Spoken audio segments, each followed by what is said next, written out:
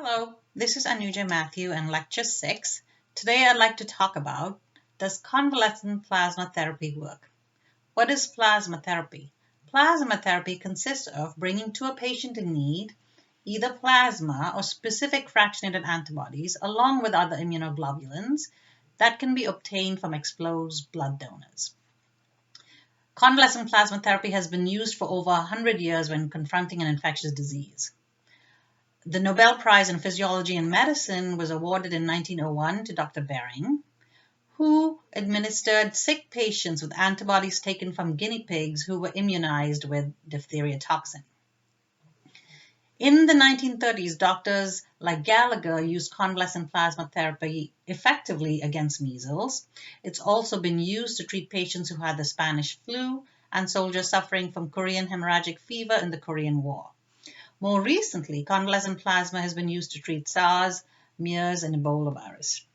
For those of you who are interested, I highly recommend taking a look at this article on history.com by Dave Roos, where he goes over plasma therapy and how it's been used over the years and what the pros and cons are.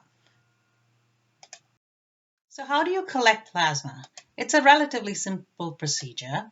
Shown here is Dr. Yu Fang, who is a recovered COVID-19 patient who had passed his 14-day quarantine requirements, donating plasma in the city's blood center in Wuhan, China. This happened in mid-February, and around the world there are people who are now immune, who are willing to donate plasma, potentially to see if it can be used as immune therapy.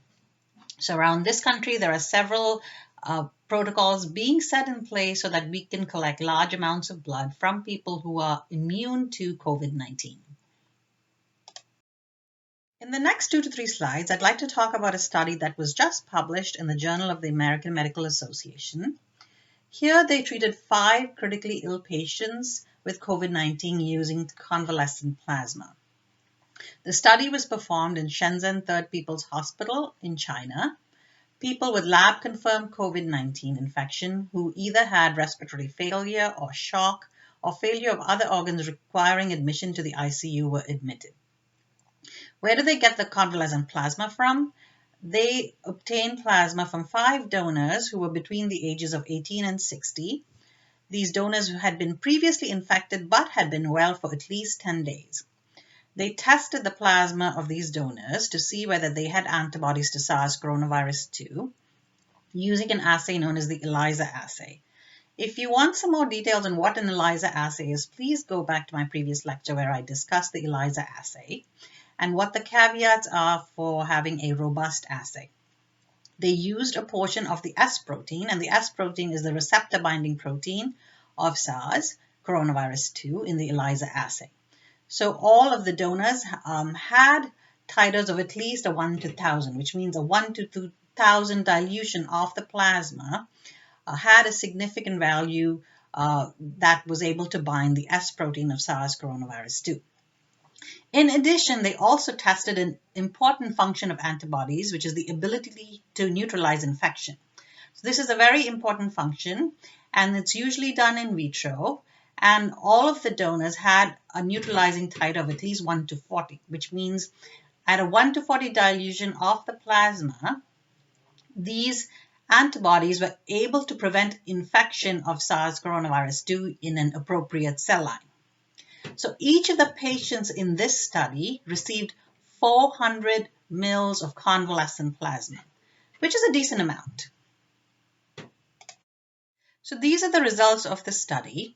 All 5 patients were on the ventilator at the time of treatment, and all of them had received antiviral agents and steroids. Following plasma transfusion, body temperature normalized within 3 days in 4 of the 5 patients. Many of the clinical symptoms decreased. Viral loads were also assessed. So they took nasopharyngeal swabs of infected patients at multiple time points after plasma transfusion. They have a way of determining how much virus was present in the using the nasopharyngeal swabs. And a lower number here indicates a lot of virus, and a higher number indicates very low or little virus. So at the beginning of the study, or when these people just received plasma transfusion, it's not surprising that all 5 patients had a lot of virus. as the days went by, so within a week after plasma transfusion, the virus load decreased in almost all of the patients.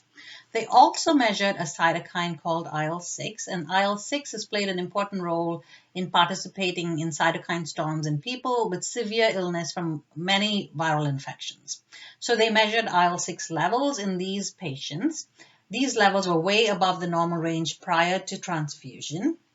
And in each of the donors following transfusion, IL-6 levels decreased. So even though they started out with differing amounts of IL-6, in every one of these patients, at the end of 2 weeks or the length of the hospital stay, the IL-6 levels had returned to, had lower levels than when they started out with. So viral load declined within days of treatment. Clinical conditions of these patients also improved. So all of these are very encouraging signs. So the results from the study are highly encouraging, and of the 5 patients, 3 have been discharged from the hospital and 2 are in stable conditions 37 days after transfusion. There are some limitations, and as the authors very clearly pointed out, this is a preliminary communication. So the major limitation was this is a small case series. We only had 5 donors or 5 infected patients evaluated in this study, and there were no controls. So typically in any study, you would have people who either received treatment or people who did not receive treatment. In this case, every person received treatment. So this is a big limitation. It's unclear if these patients would have improved without transfusion of plasma.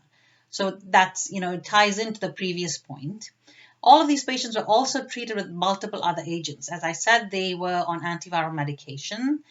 They also received other medications to attenuate symptoms. And plasma transfusion was administered to all of these individuals between 10 and 22 days after admission. It's not clear whether a different timing of administration could be associated with different outcomes. So that's yet to be determined. And it's not clear whether this approach would actually reduce case fatality rates. There have been successes before, but there have also been some failures. So I just wanted to point these limitations out, which were acknowledged clearly by the authors. If anyone's interested in this article and cannot access it, please let me know. But many of the journals are making COVID-related articles free, so you can look this up if you are interested in looking at the original article as well. So in the last week, the FDA has now given Houston Methodist Hospital approval to become the first academic medical center to transfuse donated plasma from a recovered patient into a critically ill patient. Willing donors who were immune were identified and who each gave a quart of blood plasma in a procedure very much like donating blood. 2 patients have already started receiving therapy. Many other research centers and universities are gearing up, getting protocols in place, recruiting immune donors to collect immune plasma, test immune plasma before they transfer it into critically ill patients. And the hope is antibodies in the plasma of immune donors will help clear SARS coronavirus, allowing the patient's immune system to get boosted and respond appropriately to the infection.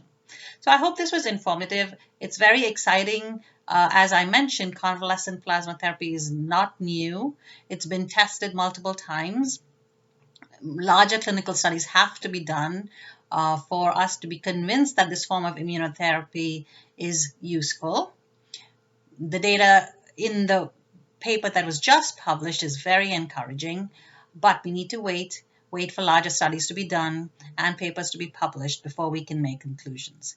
Thank you. This is Anuja Matthew again.